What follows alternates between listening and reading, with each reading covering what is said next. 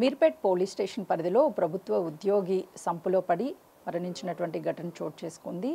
కొన్ని ఆరోపణలు వస్తున్నాయి. తనని కుటుంబ సభ్యులే హత్య చేశారు అనని, లేదు ఆత్మహత్య అని కుటుంబ సభ్యులు అంటున్నారు. అసలు ఏ జరిగింది ఏంటి అని ప్రభుత్వ ఉద్యోగి అయినటువంటి వెంకటేశ్వరి సతీమణి మనతో పాటు ఉన్నారు. జయంతి, చెప్పండమ్మా, అసలు ఏం జరిగింది? నమస్కారం అండి. మేము చపాతీలు చేసాను, తిన్నాము. ఆయిల్ రామంటే ఆయిల్ రాసినాక బయట తిరిగేసి లోపలికి వచ్చేసినాక తలుపులు పెట్టేసేసి టీవీ చూస్తా కూర్చున్నాడు.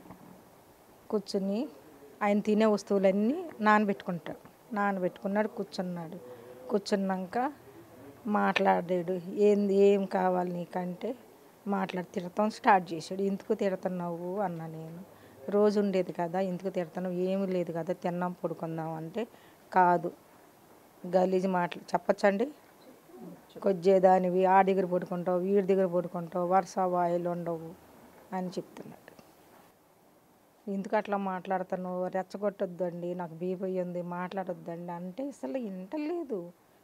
తిడతానే ఉంటేనే అక్కడ కూర్చోబెట్టేసేసి నాకు. అంటే పెళ్ళి ఎన్ని సంవత్సరాలు అవుతుందమ్మా? మొదటి నుంచి గొడవలు ఉన్నాయా మీ మధ్య? ఉండయండి, చెప్పమంటే నేను చెప్పుకుంటా వస్తానండి. ఫస్ట్ 93లో పెళ్ళయింది, మార్చి నెల 11వ తారీఖున. అయినాక మా బాబు పుట్టాడు 94లో. పుట్టినాక మా మావయ్య గారు కడుపుతూ ఉండగానే పుట్టింట్లో దించేసారు నన్ను.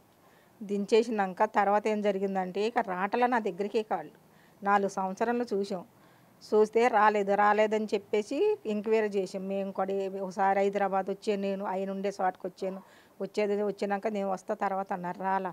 మళ్ళీ చూస్తే పెళ్లి చేసేసుకున్నారు. ఊర్లో మాకు అదే సంబంధం తెచ్చిన ఆయన చెప్పారు, ఇట్లా పెళ్లి చేశారమ్మా, రెండో పెళ్లి చేసేసారు, నువ్వు నీ కొడుకు చచ్చిపోయారని. అదేంట్లో అట్లా నేను చెప్పేసి ఇక నేను బందర్లో మచిలీపట్నంలో కేసు పెట్టుకుంటే ఎంక్వైరీ చేశారు. పోలీసులు వచ్చారు, భార్య భర్తలు ఉన్నప్పుడే పట్టుకున్నారు. వాళ్ళిద్దరిని పట్టుకుని తీసుకొచ్చి ఆ కేసు మీద 3-4 సంవత్సరాలు నడిచింది. ఆ 4 సంవత్సరాల్లో మా పాప పుట్టింది. మరి అట్లా కేసు గెలిచి వచ్చానండి. కేసు గెలిచి వచ్చిన కాడి నుంచి నరకమే ఇక నాకు జీవితాంతం. ఎందుకు అసలు మిమ్మల్ని వద్దు అనుకొని ఎందుకు రెండో పెళ్లి చేసుకున్నారు?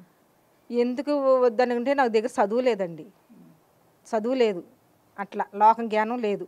ఇదే మాట, నీ చదువు లేదు, లోకం జ్ఞానం లేదు, వేస్ట్ పేలు నాకు రాట్లా. ఆ మాట దాకంటా ఉంటాను, నువ్వు వేస్ట్ పిల్లలు లేవు అంటే నాకు అసలు అర్థమయ్యేది కాదు. ఎందుకు ఎట్లా అంటున్నాడైనా పెళ్ళప్పుడు తెలియదా మీరు చదువుకోలేదు ఇవన్నీ చెప్పలేదా? మేము చెప్పామండి, చదువు లేదని మేము చెప్పిన కూడా వాళ్ళేంటి 10th చదివిందని చెప్పారు, అబద్ధాలు చేశారు. ఏం మాటలు వచ్చింది, మనల్ని మాట్లాడిచ్చేవాళ్ళు కాదండి. అంటే తను వేరే క్వార్టర్స్కి వెళ్ళిపోతాను, నా భార్య నా పిల్లలు నన్ను చంపేస్తాడు నా కొడుకు అని చెప్పి కొన్ని రోజుల క్రితమే ఈ కాలనీలో వేరే వాళ్ళకు కూడా చెప్పారు అంటున్నారు. మీరేమన్నా గతంలో తన మీద దాడి చేశారా? నేనేం దాడి చేయలేదండి. నేను ఒక్క మాట అండి, పిల్లకి డెలివరీ అవుతాయి ఏప్రిల్ నెల మార్చి నెల ఈ నెలలో 12 కల్లా ఇక్కడి నుంచి వెళ్ళిపోయాం. కడుపుతా ఉన్నా ఊరికి వెళ్ళిపోయినాక ఈ బాబు పుట్టాడు. ఊరికొచ్చి కొట్లాడాడు, నువ్వు అట్లాంటి దాన్ని వాడిని ఉంచుకుని వీడిని ఉంచుకున్నావు. ఎవరు చెప్తున్నారు ఏంటి అని నేను అడిగితే, కూతురు కొడుక? నా కూతురు కొడుకు. ఆమె గురించి నేను ఇల్లు ఇక్కడి నుంచి. ఏ ఊరు వెళ్ళారు? పుచ్చగడ్డ సల్లపల్లి పద్మాత హాస్పిటల్లో డెలివరీ చేయించాయి ఈ బాబుకి. అక్కడికి వెళ్ళినాక కొట్లాడి వచ్చేసినాక ఏం జరిగిందంటే, ఇక్కడ ఏం నాకు తెలవకుండా నా భార్యకి విడాకులు ఇచ్చేస్తున్నాను అన్నది న్యూస్ అందరికి చెప్తున్నాడు.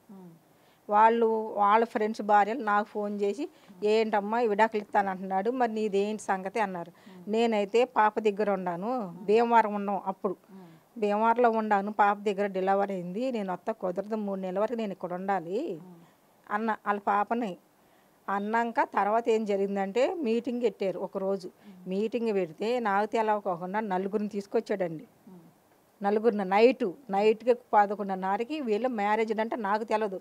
నాకు ఒంట్లో బాగా అట్లా టైర్డ్ ఎక్కువైపోతుంది, అది పాజన్లాగా ఎక్కుతుందంట, నాకైతే తెలవాల. ఈ ఫోన్ చేసి ఎలా ఉండవు ఏంటని అడిగినాక ఇలా నైట్ ఫోన్ చేశారు. నా ఫోన్ నా దగ్గర ఉండదండి, ఇప్పుడు పక్కన పెట్టేసుకుంటాను, నాకు బీపీ ఉంది, ఏదన్నా నూసింటే నేను పడిపోతాను అనేసరికి ఈయన ఫోన్ చేసి చెప్పాడు, ఎట్లా ఇది జరిగింది రాత్రమ్మ, ఎట్లా అయింది, 4గురిని తీసుకొచ్చారు, ఏమైందో ఏంటనంటే, ఏమైంది కనుక్కుంటా. అక్కడ ఈయన ఫోన్ చేసి మాట్లాడతలేదండి, నాతో మాట్లాడతలే అస్సలు. ఎలా ఉన్నారు, పిల్లలు ఎలా ఉన్నారు, నువ్వు ఎలా ఉన్నావు అన్న మాట లేదండి. ఎప్పుడు ఫోన్ చేయడు. పొగాల నేను ఎప్పుడైనా ఆఫీస్ ఫోన్ చేసినా ఎందుకు ఫోన్ చేసినావు, ఏం అవసరం నీకు, ఇంటికి వచ్చి మాట్లాడొచ్చుగా, ఇంటికి వచ్చినప్పుడు మాట్లాడొచ్చుగా అని అన్ని బెదిరిస్తాడండి మొన్న నన్ను. సాయంత్రము గొడవ తర్వాత తను పడుకోలేదా? బయటికి వెళ్తుంటే మీరు చూడలేదా? ఇక్కడ కూర్చున్నాడండి. కూర్చుని ఏం చేశాడు, కాళ్ళకి చేతులకి అయితే ఇట్లా పట్టుకుని కాళ్ళకి ఈ నోటితోనే అట్లా కట్టుకున్నాడు. కాళ్ళకేమో కాళ్ళు కట్టుకుని ఇట్లా కట్టుకుని ఇట్లా ఇట్లా అట్లా కూర్చోబెట్టి నన్ను ఏమంటున్నాడు అంటే శివ, నేను బాగా అరుస్తా, నా భార్య చచ్చిపోతుంది బాగా అరుస్తున్నాడు, నా భార్య చంపేస్తుంది, కాళ్ళు తాళ్ళు కట్టి చంపేస్తుంది అంటున్నాడు. ఎందుకు అట్లా మాట్లాడుతున్నావు, ఎందుకు అట్లా పిచ్చి పిచ్చిగా చేస్తున్నావు, ఇట్లా పట్టుకుని తల ఇట్లా ఇట్లా ఓకుడు తీసుకుంటున్నాడు ఆయన. ఇట్లా ఉండే కదా, ఇట్లా ఇట్లా ఇట్లా ఇట్లా అది కాళ్ళు తాళ్ళు కూడా లూజ్గానే కట్టుకున్నాడండి. ఆందం రాయమంటే ఆందం రాసే, నేను రాయమన్నప్పుడు రాసే. అసలు ఏం జరిగిందో తెలియదు కానీ పిచ్చి పిచ్చిగా ఇట్లా రాసుకొని ఇట్లా పొల్లు నూరుకుంటా, నువ్వన్న సావాలి నేనన్న సావాలి. సరేనండి, 32 సంవత్సరాల నుంచి నరకం చూపించావు, చంపేసావు, వాళ్ళ ఇక అంటున్నావు కదా చంపేసామని నేను అట్టాగే కూర్చున్నాక బీపీ ఎక్కువైపోయి నరాలు తెగిపోతాయి ఇక నాయి. ఎట్లా కాదని చెప్పి అక్కడ టాబ్లెట్ ఉంటే తీసుకుని అది మంచం మీద పడుకున్నాను. ఆయన ఇక్కడే ఉన్నాడు, వాడు తీసుకున్నాడు, ఏమైంది నేనే చూడలేదండి. ఇల్లు పడుకున్నాక బీపీ టాబ్లెట్ తీసుకుంటే లేగలేను, దురదకడ వచ్చేసింది ఎక్కువ టైర్డ్కి. పడుకున్నాక చూస్తే 4 గంటలకు మెలకం వచ్చింది. 4 అయిందో ఎంతైనా టైం చూడలేను. లేతే బాత్రూమ్ కాడ తలుపులు, ఆ తలుపు తీసింది, ఈ తలుపు తీసింది, బయట లైట్లు వేసేది.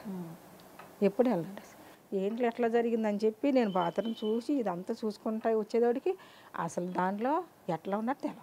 అంటే అందులో ఉన్నప్పుడు ఆయన చేతికి కాళ్ళకి తాడులు ఉన్నాయి? ఏమి లేవండి, ఏమీ లేవు, కాళ్ళకి చేతులు తాళ్ళు అన్నవి లేవు, ఏమి లేవు, ఇక్కడే పడేసుకున్నాడు. అయ్యగారు పోలీసులు ఎత్తుకుపోయినట్టున్నారు. అసలు ఏం జరిగిందో తెలియదు నాకైతే. సీసీ కెమెరాలు ఉన్నాయా? బయట రోడ్డు మీద ఉండయి, ఇక్కడ ఇంటికి పెట్టమని చెప్పానండి, పెట్టలేదండి, పెట్టమని కూడా చెప్పాను నేను కూడా. అదండి జరిగింది విషయం. నేను వీళ్ళు ఫోన్ చేశాను, కంగారు ఫోన్ చేసి వీళ్ళు లేపల ఇక ఆదరవేదర తలుపులు 5 సార్లు కొడితే కానీ బయటకు వచ్చారు. ఏమైందంటే వస్తున్నటువంటి ఆరోపణలు ఏంది అని అంటే భార్య గతంలో కూడా నన్ను చంపాలని ప్లాన్ చేసింది, నేను ఇక్కడ నుంచి వెళ్ళిపోతానని ఆయన చెప్పాడు. దాంతోపాటు ఆస్తి కోసమే కొడుకు తల్లి కలిసి ఆయన్ని చంపేశారని చెప్తున్నారు. ఏం చెప్తారు? ఆస్తి అండి, ఇదొక ఇల్లును ఎక్కడ ఒక ప్లాట్ ఉందండి, అదంతే. నేను ఆస్తి గురించి ఆశపడలేదు. నా జీవితం నాశనం అయిపోయింది, నా పిల్లల జీవితం అన్నా బాగుంటుందేమో నేను ఉండాను, కానీ ఆస్తి వద్దండి నాకు. అసలు ఆస్తి ఏముందండి, ఇది ఒక్కటే ఉండదు నాకన్నది. నాకు ఇల్లు ఇవ్వలేదండి, ఇంట్లో ఒక భారీ స్థానం ఇవ్వలేదండి నాకు. ఇదేంటి అంటారు, ఉంచుకున్న దాని ఇస్తారు చూడు, ఇంట్లో ఆయమ్మ స్థానమును, ఇంకోటి ఏమంటారు డబ్బులు ఇస్తే పడుకుంటారు చూడు, ఆ స్థానం ఇచ్చాడు నాకు. భర్త ఆ స్థానం ఇవ్వలే నాకు. ఆ రోజు నుంచి ఈ రోజు వరకు నరకమే నాకు. అయితే చూస్తున్నాం కదా, రాత్రి భార్యాభర్తల మధ్య చిన్న గొడవ జరిగింది. రోజులాగే పెళ్లి చేసుకున్నప్పటి నుంచి తను ఇష్టంగా లేరు, పిల్లలని నమ్ముకొని పిల్లల కోసమే నేను ఈ ఇంట్లో ఉన్నాను, ఆస్తి కోసం కానీ లేకపోతే ఇతర కారణాల చేత కానీ ఎలాంటి గొడవలు ఎప్పుడు జరగలేదు. కేవలము తనకి నేను నచ్చకనే నన్ను పలుమార్లు దూషించేవాడు, కానీ సర్దుకుపోయేదాన్ని. ఆ రోజు రాత్రి కూడా చిన్న గొడవ జరిగింది. నేను వెళ్ళి పడుకున్న తర్వాత తను బయటికి వెళ్ళారు. అప్పటికే ఇంట్లో కాళ్ళు చేతులు కట్టేసుకొని కాపాడండి కాపాడండి అని అరుస్తాను అని చెప్పేసి భార్యతో చెప్పారు అని చెప్తున్నారు. ఈ కేసుని పోలీసులు కేసు నమోదు చేసుకొని ఇన్వెస్టిగేషన్ చేస్తున్నారు. ప్రస్తుతానికి బాడీ కూడా మరికొద్దిసేపట్లో ఇంటికి తరలించనున్నారు. కెమెరామెన్ పవన్తో సుజాత, హైదరాబాద్.